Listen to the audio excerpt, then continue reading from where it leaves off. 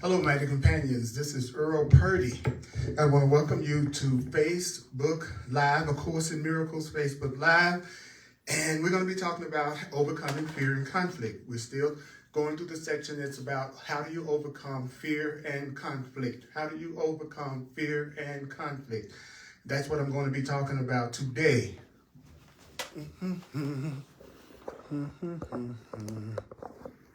Okay. So I'm glad to be able to do that. I'm glad to be able to focus on the truth. I'm glad to be able to apply the ideas from A Course in Miracles. And I want you to take a breath right now, and I want you to give yourself about a minute to get centered. You're coming in from out of the world, and it takes a moment to kind of let go of our focusing on the past and focusing in on the future and wondering about what's going to happen right now, what's going to happen later. And we're going into the Course in Miracles. That's a course in right thinking. The course calls it right thinking. If we do right thinking, it's a miracle. So that's why it's called A Course in Miracles. If we forgive each other, it's a miracle. So that's why it's called A Course in Miracles.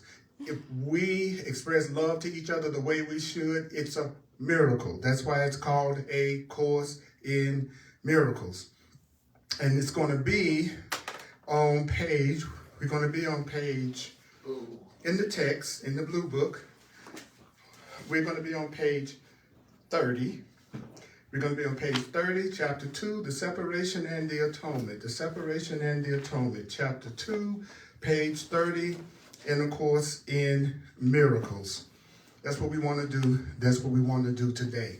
So take a deep breath and say to yourself, I am entitled to miracles. Just say that in your mind. I am entitled to miracles. I am entitled to miracles. I am entitled to miracles. You are entitled to miracles. You are entitled to miracles. You are entitled to miracles. You are entitled to miracles. You are entitled to miracles. You are entitled to miracles. Let miracles replace all grievances. If there's anyone in your experience right now that you having any kind of grievance with, and that's anybody that you happen to think of that you don't like, or that you have any kind of resistance to, say to yourself right now, let miracles replace all grievances. Let miracles replace all grievances. Let miracles replace all grievances. Let miracles replace all grievances. What is it that you want all grievances to be replaced by? Miracles. Miracles. You want all grievances to be replaced by happiness and joy and love. That's what we're here for, to get another way of looking at things. That's what forgiveness is. Forgiveness is another way of looking at things. Absolutely. That's the miracle right there. So, here we go. We're going to be on paragraph 7, and we're going to be on page 30 in the text on paragraph 7. And the Course in Miracles teaches that there are two things that cause fear and conflict. One is doing a lot of things at the same time that you don't really want to do. So if you're a person that's doing a lot of different things at the same time that you know you don't want to do, the Course in Miracles says that is something that is going to create fear and conflict. Do you know that the other thing that the Course in Miracles teaches that creates conflict is behaving the way you think you should, but not really want to. So you're doing a bunch of stuff you think you should, or you're behaving and acting the way you think you should act, but it's not really the way you want to. He says that's also what causes fear and conflict. Don't you kind of agree that that's the state of most people? Like when you talk to most people, they're complaining about something, so that means that they're doing. So that means they're doing something that they don't really want to do. And how often are you behaving the way you think you should and acting the way you think you should? But the truth is, you really don't want to behave that way, and you really don't want to act that way. So the Course teaches that this can be corrected by accepting a unified goal. So what I need to do if I have fear and conflict in any area of my life right now is I need to answer this question. And the question is, what do you want? What do you want? What is your purpose? What is it for? What do you want out of it? You're in that relationship. What do you want out of that relationship? What is that relationship for? You have career goals and aspirations. Well, what do you really want to come out of that? What do you see it as being for? If you're dealing with a health situation or condition right now, what do you want to come out of that? What is it for? So you can only get out of fear and conflict if you have a unified goal.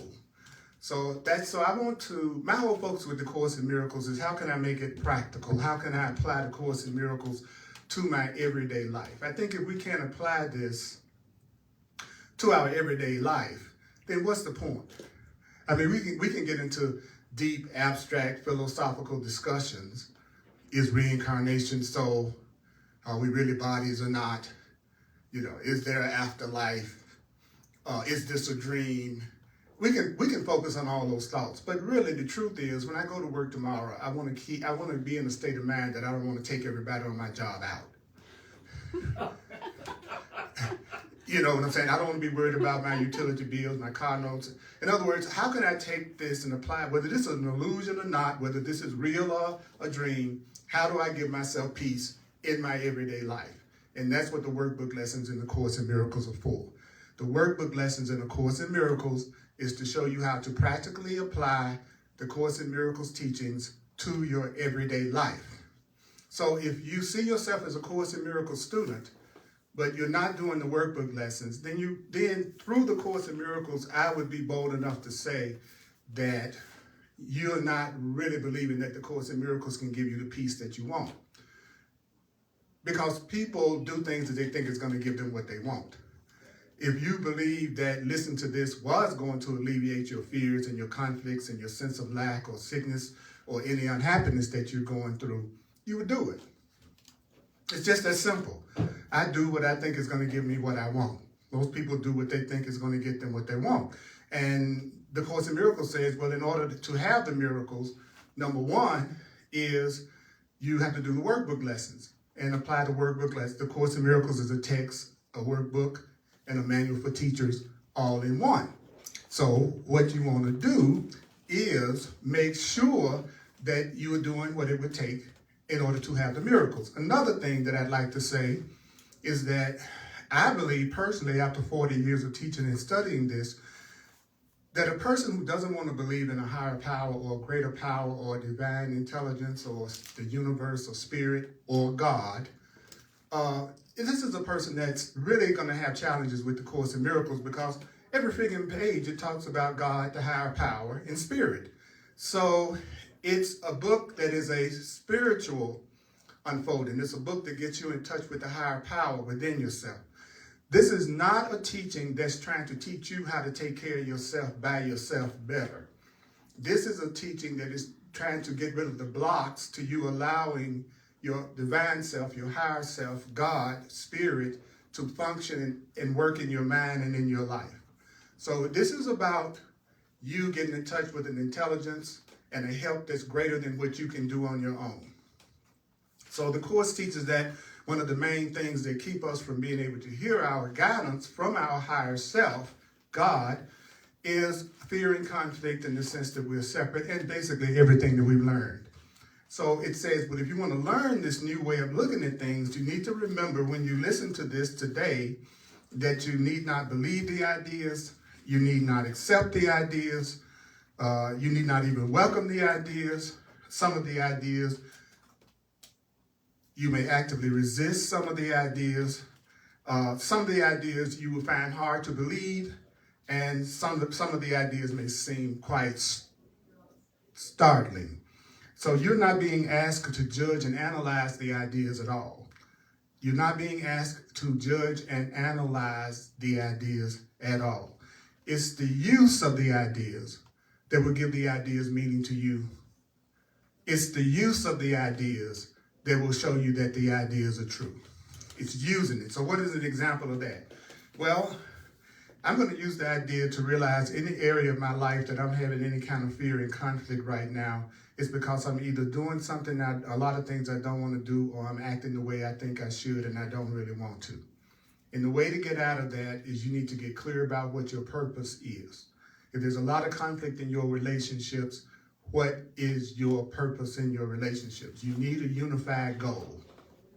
So what is the first corrective step? Well, the Course says the first corrective step in undoing the error, this is paragraph 7 on page 30, it says the first corrective step in undoing the error is to know first that when you're in conflict, it's an expression of fear. So whenever you're in conflict, you're in fear. Whatever you're in conflict about, does that mean you're in fear? Yes. So the first thing you need to know is when you're angry, when you feel guilty, when you feel depressed, when you feel like you're broke and lacking, when you feel like you're sick, when you feel guilty, I'll say it again, you are really in fear. That's what you are. You are afraid. You're in fear. Now, what should you do when you're in fear and conflict? And when you're in fear and conflict, you should say to yourself, what I think you should do what? Say to yourself. What is it that you should say to yourself if you're in conflict and if you're in fear? You should say to yourself that you must have chosen not to love, or fear could not have arisen. So you're in a situation that you're not being loving in and that you're not expressing love in. So whatever area of your life that you feel conflict and fear and lack, that's an area of your life that you're not expressing love. It's an area that you have not. So that doesn't matter what area of your life that is. If it's the area of your life that deals with abundance or finances or spirituality, you need to have more love. You need to have more freedom in that area. So what is the whole correction process? How do you correct it? Again, my focus in the Course in Miracles is to give you very specific instructions as to what to do to take yourself to happiness and peace and joy. Because the same thing applies here. If we're not sure why we're together, if you're not clear why you even are bothering to listen to me, then you're not going to really focus in. If you really want to focus in, remember I just told you that the purpose of this class today is to teach you how to let go of any kind of fear and conflict in any area of your life. I would advise you to take one area that you know you're in conflict or fear about right now, and say to yourself that this is an area where I must have chosen not to love, where I've chosen not to give myself freedom, where I've chosen not to give myself peace. All that's love, or else I wouldn't be afraid. So what is the process of correction? Well, the process of correction in the larger process of accepting the undoing, because the atonement is the undoing. When the Course says I want to accept the atonement for myself, it's saying I want to accept the undoing of guilt and fear for myself. I want to accept the undoing of separation from God and love for myself. I want to accept the undoing of anger and grievances for myself. The atonement is another way of saying I want to accept what the Course in Miracles is teaching for myself. So I'll say it again. If you can watch this, you can watch and listen to what I'm saying without being a Course in Miracles student, and you could probably hear something that would benefit you. But after 40 years of teaching and studying this, I'm especially here for people who read and study and they see it as their path and they're trying to use it. I am here for you. That's why I'm here. So those of you out there, I know the Course in Miracles can seem kind of daunting when you first get in it, but you got a guy in front of you that's committed the last 4 decades of his life to the study of this material and has worked with literally thousands of people. So I can help you. I can help save you time. So I'm especially here for those who are trying to tackle this for themselves. I just want you to know that. So and that's why I work out of the book. I promise you, I'm familiar with the book enough to not have to work out of it. But a good teacher is trying to make themselves unnecessary. So what does that mean? I'm trying to, as much as possible, show you the easiest way to study this material so that you can get a lot of it from doing your own personal study. So the Course is saying the undoing, these steps may be summarized in this way. Okay, so you're in a situation that you're feeling fear and conflict. So the first thing that you do is you say to yourself, remember it said, say to yourself, you must have chosen not to love, or you wouldn't be afraid in the first place. Then you tell yourself, know first that this is fear. What you're going through in this situation is fear. You're in conflict with or anger or grievances what you are going through right now is fear. Where does fear come from? Fear arises from lack of love. If I'm afraid of you, I'm not loving you. If I'm afraid of you, I'm not loving you. If I'm afraid of you, I'm not feeling love for you. At the time that I'm afraid of you, I'm not feeling love for you. There's no such thing as I'm feeling love and I'm afraid. I'm either feeling fear according to the Course, or I'm feeling love. I'm not feeling love. I'm not feeling peace and want to hit you upside the head. See, I love you, but I want to attack you. Sorry, it doesn't work like that, okay? So the Course is telling us whenever I'm afraid, I'm out of love. Whenever I'm afraid and angry, I'm not feeling love. So what is the remedy? Well, the only remedy for fear, which is lack of love, is perfect love. So the Course in Miracles defines perfect as complete. So you could say the only remedy for lack of love, the only remedy for fear, anger, or guilt is complete love, complete innocence, complete freedom, complete truth. So if I'm afraid, I need complete love. What is complete love? Complete truth. If I'm afraid, I need complete freedom. So when you're afraid, does that mean you must not be telling yourself the truth? Yes. Whenever a person is afraid, it's because they're telling themselves something that is not the truth. There's something they are not seeing correctly. So even if I had fear and conflict about someone I love leaving the body, and a couple of really close people in my experience in the last week make the transition we call death. I just call it laying down the body and going back to where you really came from. So if I feel bad about that, it's okay to grieve. But if I truly feel bad about that, then there's something about death that I'm not seeing correctly. That means if I saw what we call death correctly, I would not be upset about somebody dying. Actually, I'd be happy. I'd feel relieved. I would feel that they have been blessed because they've gone back to the reality that they came from. They still exist. And if they were sick and in pain, they're no longer in that sickness and they're no longer in that pain. So if I was looking at death correctly, it wouldn't be something that I feel bad about. So what does that mean, Earl? It means that anytime you're seeing anything correctly, anytime you're seeing anything the way that the truth is teaching you, you feel more peace about it. Whenever you're listening to the truth, whenever you're telling yourself something that's the truth, it always gives you some form of peace about it.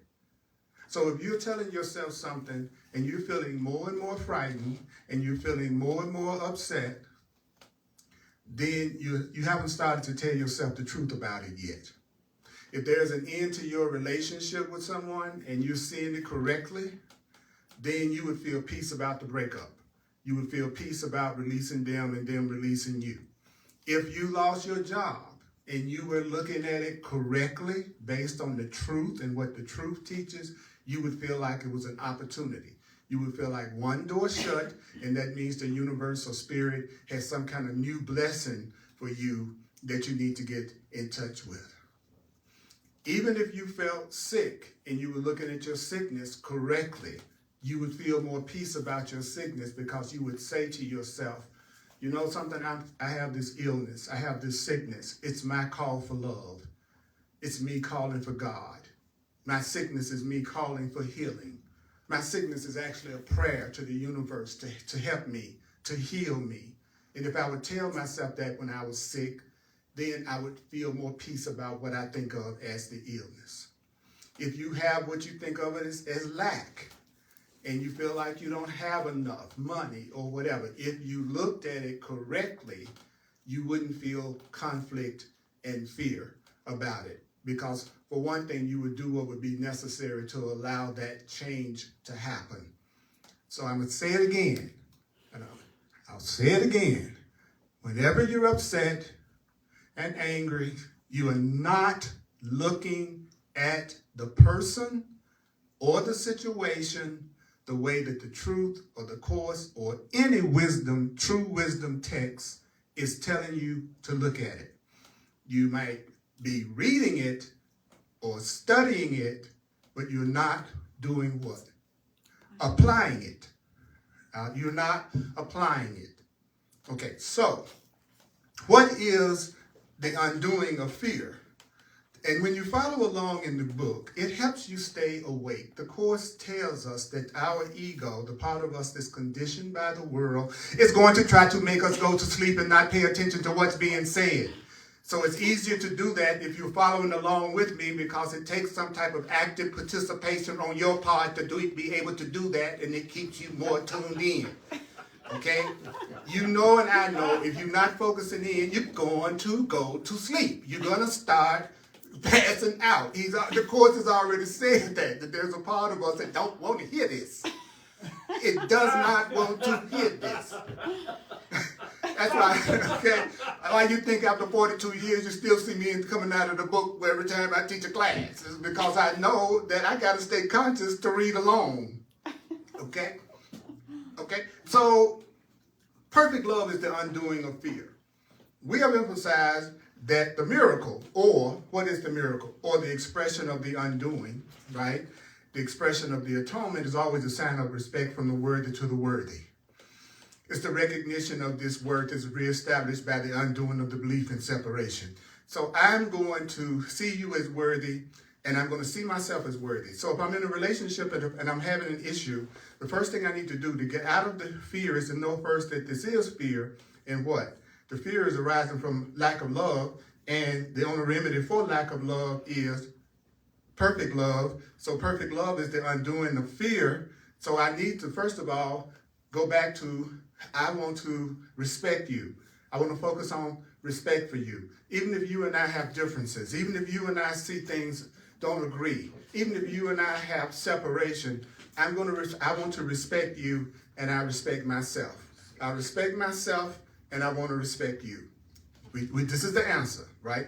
Then it goes, when I undo the belief that you and I are separate from each other, when I undo the belief that you and I are different from each other, then that is when we will start to have respect for each other, because I recognize that I'm like you and you're like me, that we're both the same, we both do the same things. So I'm going to undo the separation I feel with you, because the reason why we're not getting along right now is because we believe we're separate and different from each other. Practical application. So what does that mean? Well, that means that it's obvious then that when you're afraid and you want to go off, okay, then you placed yourself in a position where you need help. You need the undoing of your fear. You need the undoing of separation. You need to have your sense of separation undone. Okay. I'm just getting real with you.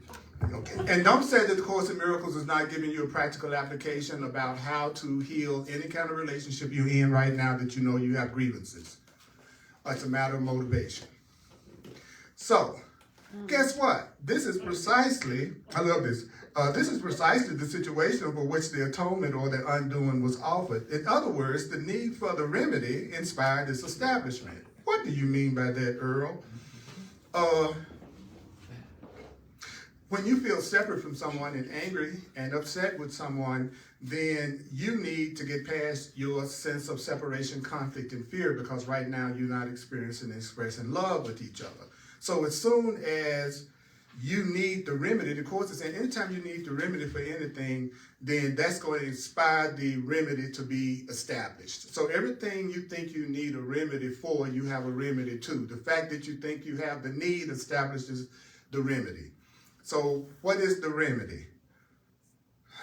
Well, here's the problem with remedies.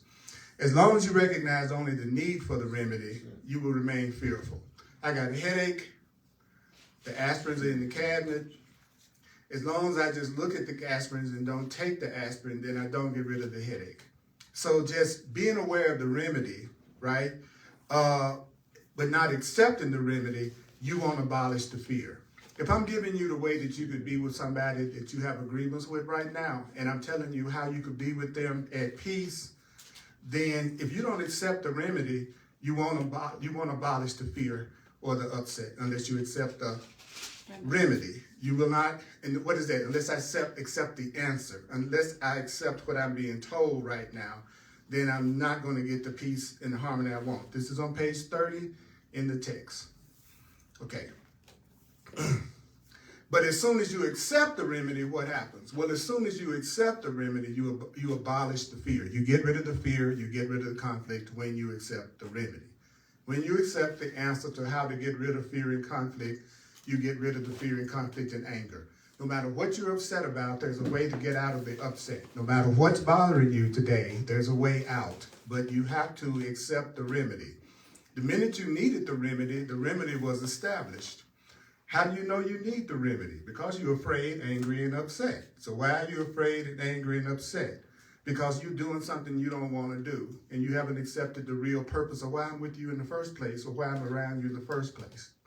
The Course in Miracles uses special relationships as the means to get to God in truth and awakening. It's a book on how to use your relationships to go to enlightenment and healing. I want to say that again, because sometimes I don't think people recognize that this whole book is about how to have sane relationships. It's how do you keep from wanting to kill a few people every week that you're in a relationship with?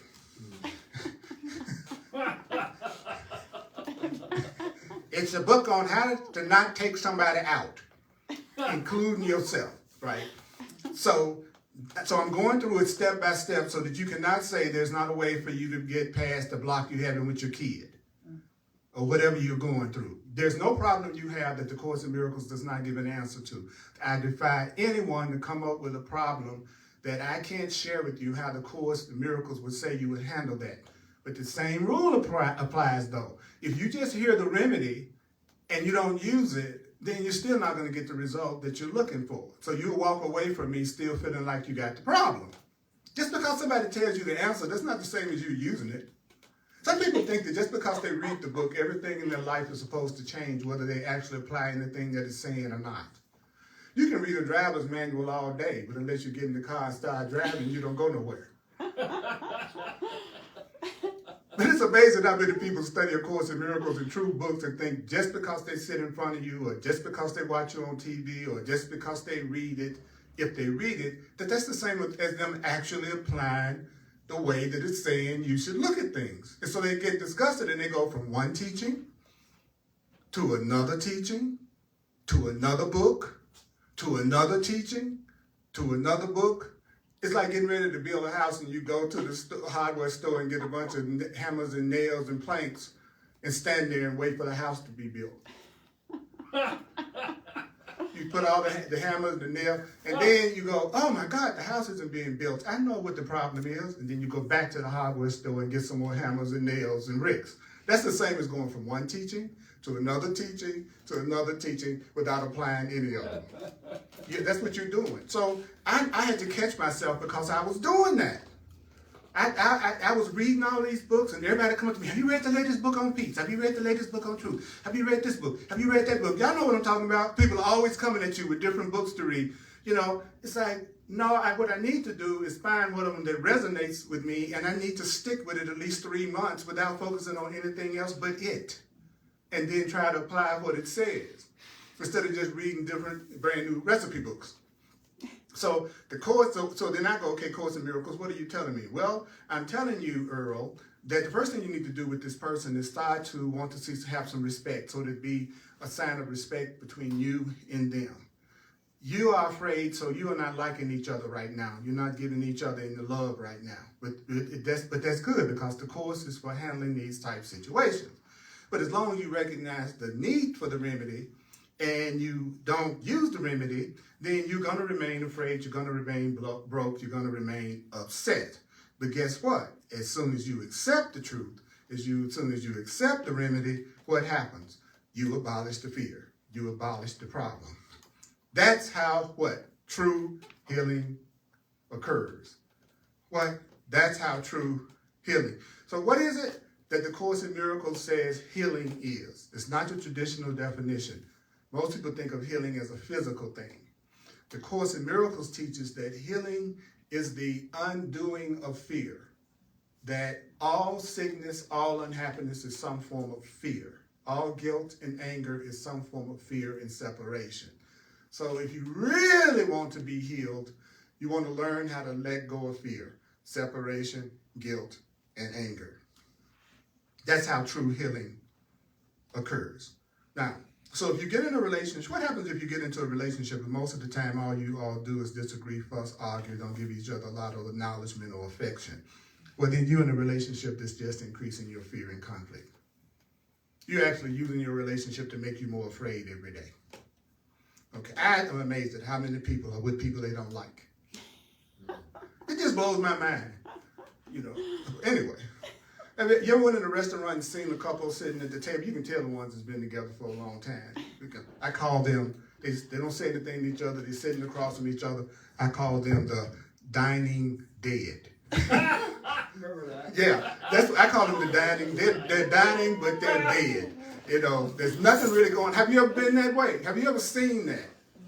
Where you look around you and the people are at dinner not saying anything to each other, right? So, which is probably a good thing because they only make themselves more angry, more upset, and more afraid. So actually, that's a very smart move on their part. Is you just don't say nothing at all. Like my mom used to say, if you can't say nothing good about somebody, just don't say nothing at all. You know, and so I'm quiet most of the time.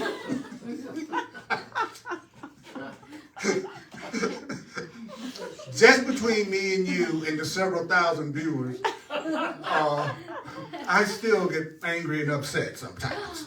And I judge. I just want to admit that to you. I know that it's hard for you to relate because you're beyond that. And so I need y'all to help me. All right. So what is it that everyone experiences? Everyone experiences fear. So anybody that tell you they have never been afraid and have never been afraid and never will be afraid, you just be quiet and you know it's not true. You be quiet, but you know it's not. Men love to say, I'm not afraid of anything. That's the man code. You're supposed to always say, you know, I'm not afraid of anyone.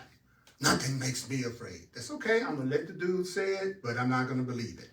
Everyone experiences fear, but it would take very little right thinking to realize why you feel fear. Okay, but right thinking, I love how he says, right thinking will teach you how to realize why your fear and upset happens. Here it is. Few appreciate the real power of the mind. Very few people know how powerful the mind is. Very few people know how powerful their thinking is. Very few people know the power of your belief and your thoughts. Very few people. How many people? Very few. Realize and appreciate. Notice it said appreciate the power of the mind. And nobody remains aware of how powerful their mind is all the time. You know, even if you know your mind is powerful, you forget. I don't know about you, but I read this and my mind is powerful, then I leave out here and forget my mind is powerful. Yeah. Right? However, if you hope to spare yourself, from fear, if you hope to never feel afraid and never feel angry, then there's some things that you must realize. If you want to get rid of fear, there's some things you must realize. But how much you realize it? It says, well, you must realize it fully. Fully realize this. Here we go. The mind is very powerful. Your mind is very powerful. Your mind is very powerful. Your mind is very, I'm the divine repetition teacher. I'm the divine repetition teacher. I'm the divine repetition teacher. Your mind is very powerful. Your mind is powerful. Your mind is powerful. What does it mean? When you're reading the course, if you're reading the course that says the mind is very powerful, then you get a comma, and then it says it never loses its creative force. So something that's powerful is something that never loses its creative force. So your mind never loses its creative force. Your mind is always creating. Your mind is always creating. Your mind is always creating. That means your mind has insomnia. Your mind never sleeps. It's powerful and it's always creating even when you sleep. Even when you sleep. That means every instant your mind is creating. Every instant your mind is creating. And what is it that the Course in Miracles says creation is? It says, well, creation is extension. Creation is extending. Creation is reaching out, right? So the Course has said every instant your mind is extending, your thoughts are extending, your thoughts are extending. So Earl, does that mean that my thoughts are extending, then what I'm seeing is actually my thoughts? Yeah. Bingo! You mean everything I'm looking at, everything I'm feeling, everything I'm seeing? You mean I'm only feeling my own feelings, and I'm only feeling and thinking and seeing my own thoughts? Yes. Just be with that for just 10 seconds. Just be with that. What is it that is hard to recognize? Well, it's hard to recognize that your thoughts and your beliefs combine into a power. What? Your thoughts and your beliefs combine. What you think and what you believe, they join together. What you think and what you believe combine. What does it combine into? It combines into a power that can literally move mountains. Your mind is so powerful that you can move a mountain. The only reason why I don't move those 14ers is I don't know where I put them. So in Colorado, I don't try to move any mountains. But once you realize that you can create anything, you pretty much leave it where it is. It's less work, right? So the truth is, you don't know it, but you are a God-like being. You don't know it, but you are a God-like being. You are a God-like being. You are a created being. You are a created being that creates through your thoughts, feelings, emotions, and beliefs. Your thoughts, your feelings, your emotions, and your beliefs produce your perceived reality.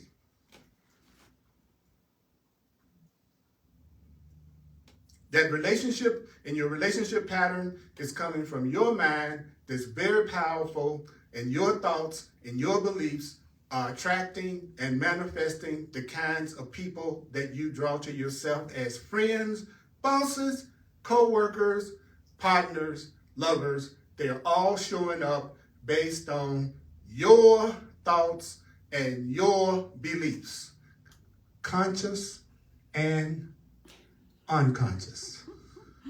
Did I say unconscious? Yes. Unconscious. Have you ever attracted someone that seemed unconscious? But you just couldn't get enough of them. You just wanted them so bad. And they were just crazy. This is unconscious, not loving, judging sometimes, condemning you sometimes, not being affectionate with you sometimes. But you just felt like you couldn't get away from them. You just had to stay with them for a while, no matter what. I'm not talking about anybody in this room. Okay, I just want you to know, I'm just trying to fess up about none of you out there. I'm not talking about you. They are a reflection of the thoughts and beliefs that you have that you don't know you have. Your unconscious thoughts, emotions, and beliefs. So your personal world is a reflection of your beliefs that you don't believe you have, or you repressed, or you're not being conscious of right now. So the world, in a sense, is made of two things: how I see myself, and then how I see everybody else. But I don't realize that how I see myself and how I see everybody else is still the same thing: my thoughts. So there's nothing you can say about me or anybody else when you're talking to me that I don't apply that as being something you would do. So if I'm with a person and all they're doing is judging, criticizing, and condemning, telling how selfish someone is and how they're constantly being mistreated by somebody else because they're not appreciated, then I know this is a person that they may not realize it, but they don't appreciate enough that they also judge, criticize, and condemn too. So there are no private thoughts around a person who knows the truth, because a person who knows the truth knows that projection makes perception. So whatever anybody's around you is saying about anybody else is true about them. Anything you tell me about anybody else, in my mind, I'm going to go, that's the way you are. Right? Okay? Now, notice, now, if you just walked away today with that jewel, you would have benefited from this class. Everything you say about somebody else applies to your mind.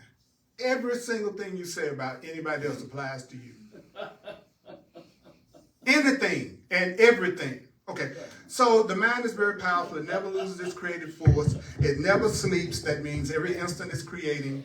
That means it's hard to recognize that thought and belief combine. How do they combine? Into a power. A power to do what? Well, it can move mountains. Now, it appears at first glance to believe such power about yourself is arrogant, right? It's like, for me to go, I have the power to move mountains. That seems arrogant, right? He says, but that's not the real reason why I don't believe that my thought has power. I think, we'll tell ourselves, well, I'm not going to say I'm creative and my mind never loses its creative force and every instant it's created. That's arrogant to think I could move a mountain. I can't even move my butt on the exercise machine.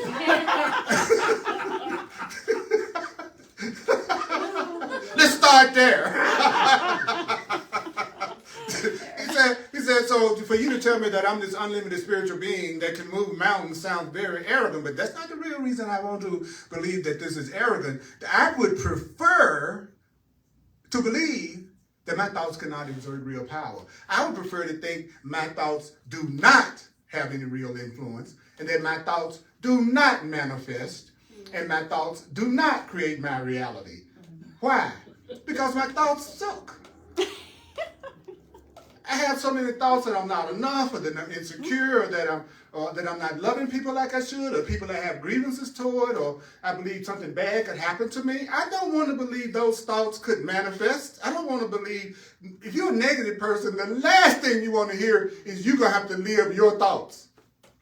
That's scary. That's the scariest thing you can tell a person that's full of fear and insecurity and lack and anger, that their thoughts are going to manifest. So most people don't want to accept the metaphysical spiritual truth because they don't want to believe that their thoughts could really have that much influence because they don't like their thoughts. Now, think about it. If you really thought you had thoughts of abundance and thoughts of wealth and thoughts of love and thoughts of harmony and thoughts of peace, you would be glad when I would say your thoughts and your beliefs will combine and manifest and you would experience. Everybody would go, right on. Why don't people jump up and down with that? Because they think they're constantly experiencing things that they don't like. So they don't want to think it's their thoughts doing it. They want to think your thoughts are the ones that are doing it. The reason why Earl is in the shape he's in is you all. I would be happy. All I want you to do is everything I want you to do. I don't have unreasonable demands. I just want you to do what I say. The way I want it done. Right. And if you would change, Jessica, if you would change. I'm trying. Well, I got some more instruction for you. I'll help you out. I'll give you a few more things you need to do. Did you know I'm an expert at using my mind to figure out how everybody else's mind should change? That's what I use my mind for most of the time, is to come up with ways everybody around me need to be different. I don't use my mind to focus on so much how I need to be different. Because I know the problem isn't me.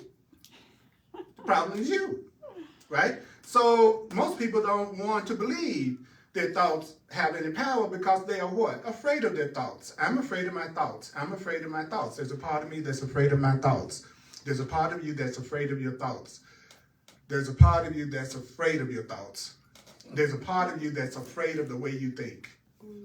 And now, if I believe I think these crappy thoughts that create pain out in the world, but I think my thoughts don't have any power, so even though I'm thinking all these crappy thoughts, they're not going to manifest, then he says, well, that does allay awareness of the guilt. Because if I believe my negative thoughts about you can't really have any effect on you, then I won't feel guilty about the negative thoughts I'm having about you, because those thoughts don't have any real effect anyway. Okay? But I can do that at the cost of, I love this, my mind needs Viagra. It says right here, at the cost of receiving the mind is impotent.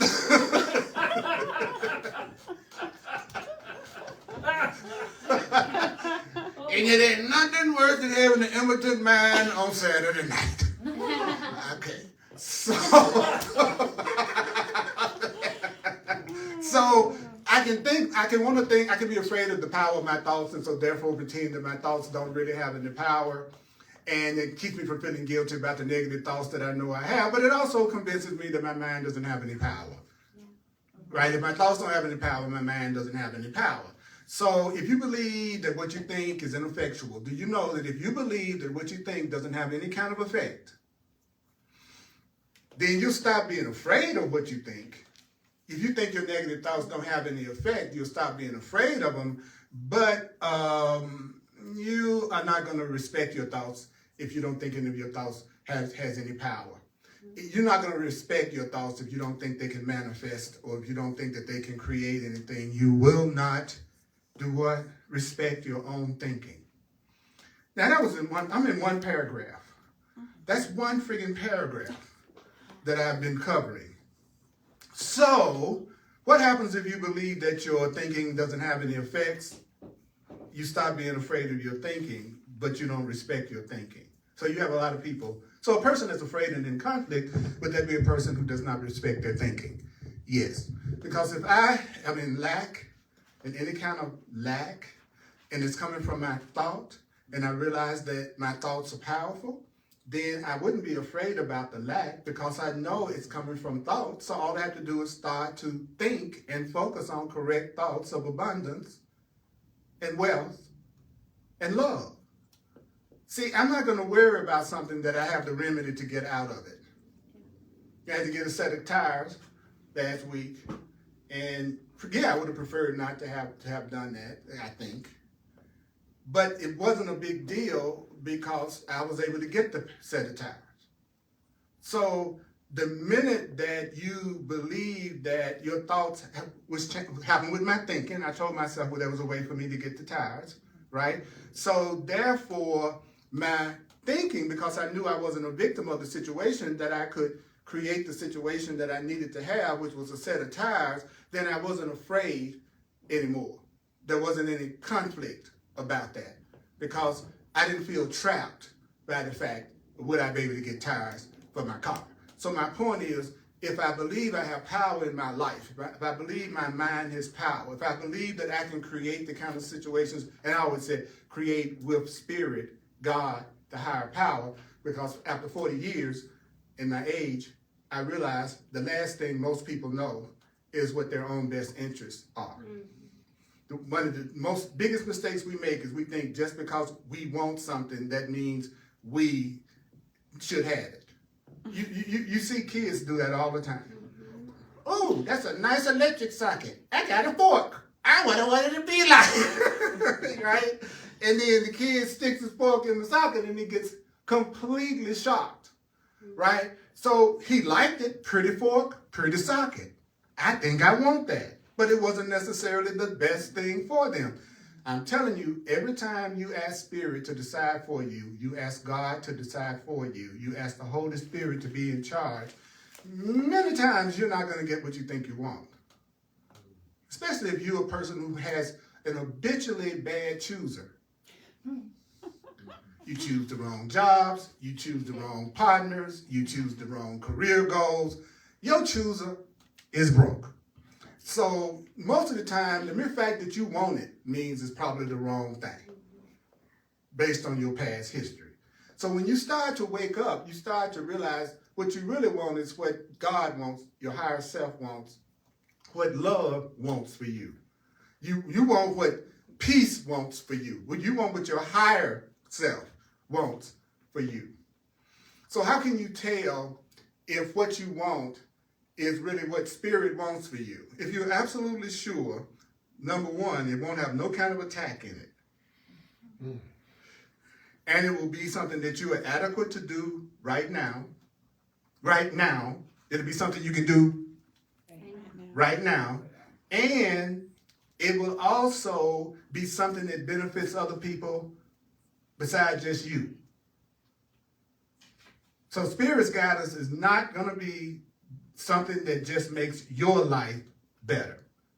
It's going to be an answer that would make everybody's experience better as a result of it. So the Course taught me how to tell when I'm listening to my ego, which is the wrong voice advising me, and when I'm listening to the right voice, which it calls the Holy Spirit advising me. But if I didn't study the book, I wouldn't be able to tell the difference. Then he says, when you don't do that, then you become one of these people that things just happen to. You ever recognize them people? And you just look like every day, just like something happening to them, right? He says that's because they didn't have any idea about what should happen.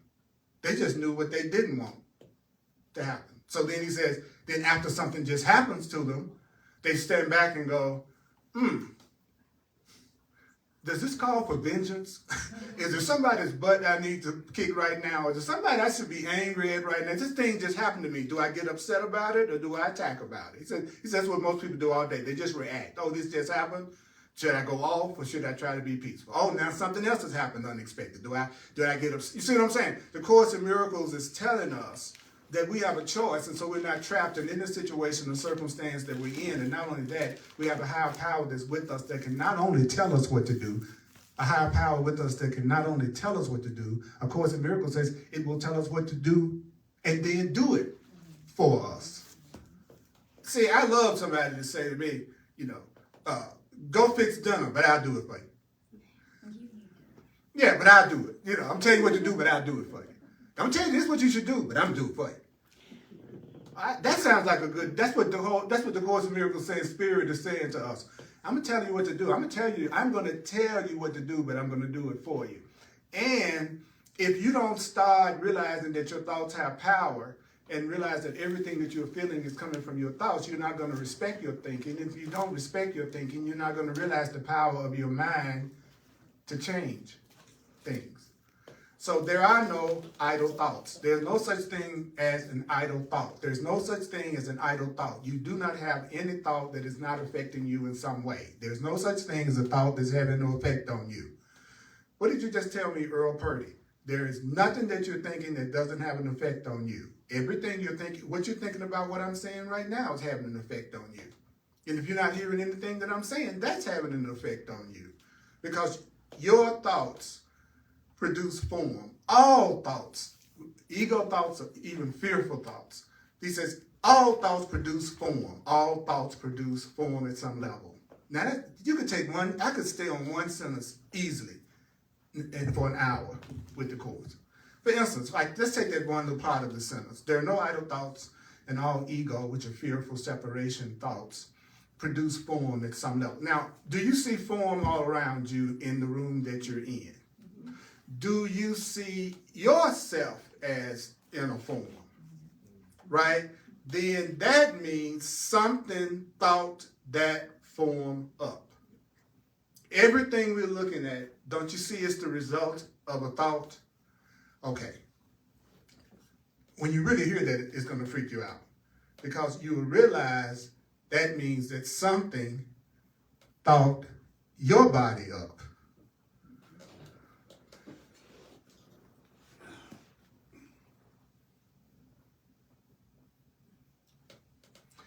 That means that something thought you up.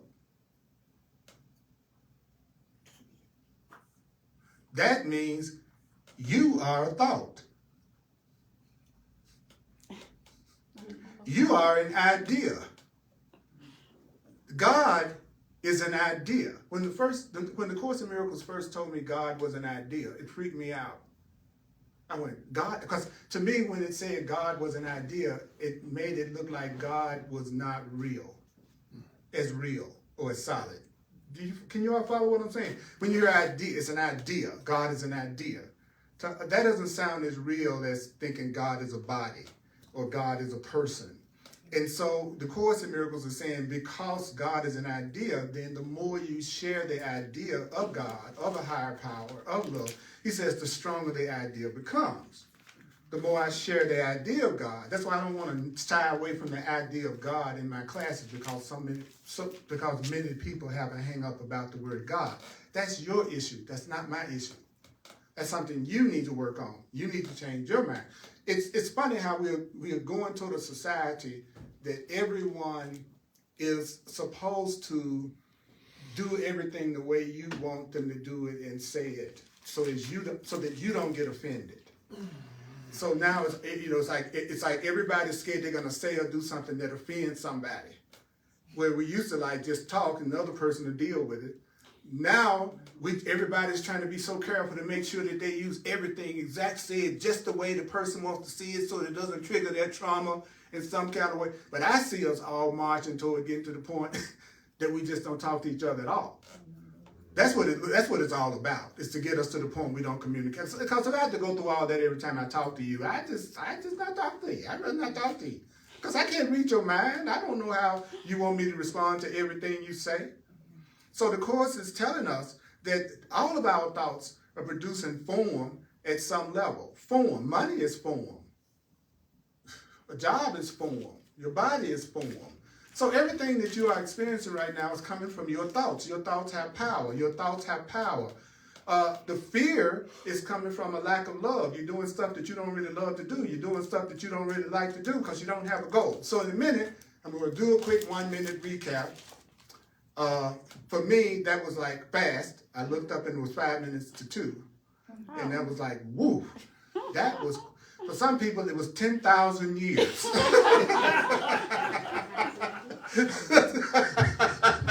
Some people out there, they was like, oh my God, I reincarnated 5 times since he started the class. It was the longest class ever. And then there's some people going, boy, that was quick. You know, so remember that. When something's really good to you, it might be quick. Okay? So,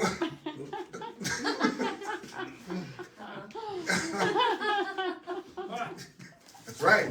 That's right. That's why you have to link joy with eternity. Because if you're going to be happy, you need to live forever, or else it'll seem like everything is over just like that, right? Because when it looks like you're having fun, it looks like time passes really fast. So the more you enjoy your life, the faster it goes. I got into New Thought and been loving it since I was 23 years old. And I'm telling you, my life to me, it looks like a snap of my finger because I've been blessed because I was studying the truth. I was blessed to pretty much 90% of the time having really loving people in my life and a lot of personal joy and fulfillment and happiness because I do what I want to do every day. So it looks to me like a year is like that. And especially at the age of my body now, I'm real conscious that it looks like I'm out of here in a minute. And I'm certainly not going to spend that time arguing with someone, fussing with someone, trying to change someone, trying to get somebody to let me be, trying to get somebody to accept me. I don't have time for that because my life is too full to spend all my time trying to change someone else. So if you're a person that's always trying to change people, you're probably a very unhappy person. And if you are finding yourself being more and more accepting of people and letting people be, you're probably a person that's moving toward more happiness and joy in your life because you're enjoying your life, so you don't have time to be all in other people's stuff. It's that simple. So if you haven't signed before on my new mailing list, those of you who are here, please do that. And if you would like to make a financial expression of appreciation, I'm a full-time teacher, I'm going to pass this around. And if you'd like to do that, you can use Venmo, the Cash App, PayPal, and Zelle. And you can go to my website. My email address is earlpurdy@earlpurdy.com. earlpurdy@earlpurdy.com. That's all you need. Thank you so much. Thank you. Thank you for sharing. Thank you for sharing. Thank you for sharing. Thank you for sharing. On Thursdays at 7 p.m. Mountain Time, I do another online Facebook Live Course in Miracles class on the Earl Purdy page on Facebook, and I upload all of my classes to YouTube. So you can see my classes on YouTube also. On Sundays at 1 p.m. Mountain Time, I want to invite you to, if you're in the Denver area for sure, to attend the class in person. It's wonderful. We get a chance to do the class in person, and then I always stay available for a few minutes after the class in case anybody wants to discuss anything that we just heard. So I just want you to know, coming in, tuning in live is a great thing as well as doing it online. I do it just online on Thursday nights at 7 p.m., just online on the Earl Purdy page, Mountain Time, 7 p.m. Hardcore Course in Miracles is what I call it. That's on Thursdays, online. I'm available for one-on-one sessions, personal sessions, called clarity sessions. If you'd like to have a personal session with me and find out more information about it and me helping you in a situation that you're in or something that you want to know, then it's called a clarity session. Go to my website, www.earlpurdy.com, and you can self-book a session with me right from my website. Those of you who are also open and receptive to astrological and numerological insight and information, I'm available for that too, for those who are open to it. Okay, now, here we go. What did we just hear? We just heard, these are instructions. I always highlight them. First of all, know that whenever you're angry and upset with anything or about anyone, you're in fear. That fear is coming from a lack of love. The only remedy for a lack of love and happiness is love and happiness. Okay? So if you learn how to have love and happiness, that's going to undo your fear. So the degree of your fear and upset is equal to your degree of unhappiness. That's number one. Then it tells us that the first thing you need to do is to start respect each other. Respect yourself, respect the other person. Right? Recognizing that you are not different from each other. You're both valuable. What do you do next? Well, whenever you're afraid, you put yourself in a position that you need to have your fear and anger and upset undone. So as long as you recognize the need for the truth, the need for the remedy, if you don't use it, you're going to keep the problem, you're going to keep the upset. So as soon as you accept the remedy, which is what I've been covering today, which means you might have to go back and listen to it again and watch it again, repetition, then you'll abolish the fear. So how do I know when I've accepted the remedy and the truth and applied it? I'll no longer have the anger, guilt, grievance, and fear. As long as I have the anger, guilt, grievance, and fear, I haven't accepted the answer yet. I need to stop saying I'm practicing it, but I haven't gotten what I want out of the practice. You'll know when you've actually practiced it because you will have an undoing of the fear and the conflict. Okay, thank you, because that's how healing occurs. Healing and happiness and abundance occurs when you're not afraid of it and when you're not feeling afraid. So if I say I want a relationship, but I'm afraid of relationships, I'm asking for something I'm afraid of, so therefore I don't really want it. The Course says you never really want anything that you're asking for in fear. So if I say I want money, but I'm afraid of it, which means I judge it, condemn it, and also judge it and condemn it in other people, same thing, then I don't really want it. Because if I think it's something bad, why should I really want it? It's so simple. The Course is so simple, sometimes it makes me sick. All right, because it's just so simple. You upset, okay, here's the remedy, use it. I don't understand. That can't be right. I think it's their fault, and I'm listening to you to tell me what I need to get them to do in order to be happy. That's what I'm looking for this class to do. Tell me how I need to change my mama. And I did tell you how to change your mama. I told you, first that this is fear. You need to respect her more. You need to realize that what you are experiencing with your mother is a reflection of what the feelings that you're giving yourself, because there's something about your relationship with your mother that you're doing something you don't want to do, or something that you think you should do, but you don't really do. So the reason why you're having a conflict is you don't even know what the purpose of your relationship with your mother is, and you haven't accepted any kind of unified goal, which is going over her house with the goal of healing, rather than to be right and to blame. Solutions, folk, right? And then he goes on to say everybody experiences fear, and that's because you don't realize that your mind is very powerful, so you can spare yourself from fear. If you realize your mind is powerful, your mind is powerful, your mind is powerful, your mind never sleeps, your mind never sleeps, your mind is always creating, your mind is always creating, it never sleeps. Your mind can combine into a power surge that can move mountains. But you don't want to believe that because the Course says you want to believe your thoughts don't have that kind of power because you are afraid of your thoughts, and you don't even want to believe some of the thoughts you have actually have an effect and manifest. So that's the last thing you want to hear, right? So now you think you can think anything you want to think and it's not going to have any effect on anybody. Then it is whether you can do that, but it's going to make you think your thoughts are ineffectual and have no power. And if you think your thoughts are ineffectual and have no power, then your thoughts are going to have a Viagra problem, and that means your thoughts are going to be impotent. So then you stop being afraid of your thinking, but will you respect your thinking? No. If you think your thoughts don't have any power, you won't respect your thoughts. So I'm telling you, whatever you're going through right now, the way that you get out of this situation is to change your thinking and your perception and the way that you're seeing things. The way that you get out of the situation that you're in right now is to change your thinking. The way that you get out of the situation or circumstance that you're in right now is to realize that your mind is powerful and it doesn't lose its creative power. And the way that you get out of that fear and conflict you're in right now is try to do everything in your power to have a life where you're doing the things you want to do every day instead of the things you feel like you have to do every day, whether you want to do them or not, because that makes you afraid and keeps you in conflict.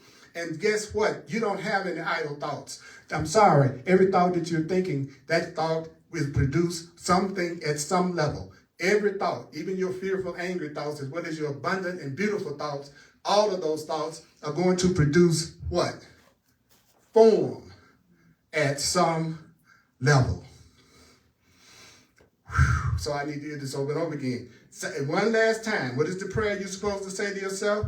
Know first that this is fear. Fear arises from lack of love. The only remedy for lack of love is perfect love. Perfect love, perfect freedom, perfect truth is the undoing of your fear. That's the atonement. This is the answer.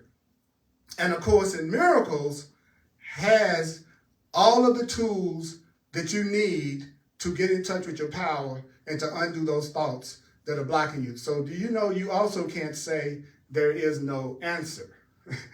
You have the answer. And the answer comes in many forms, not just A Course in Miracles. I'm not saying the Course in Miracles is the only way. But the Course in Miracles is the way for some people. I'm here especially for those people who see the Course in Miracles as their path, and I want to be helpful to those who don't also, because a good teacher is as helpful to those who don't believe that as those that do. But I'm especially partial toward those that do. Why? Because they're going to be the easiest ones for me to work with. They're going to be the most fun for me to teach.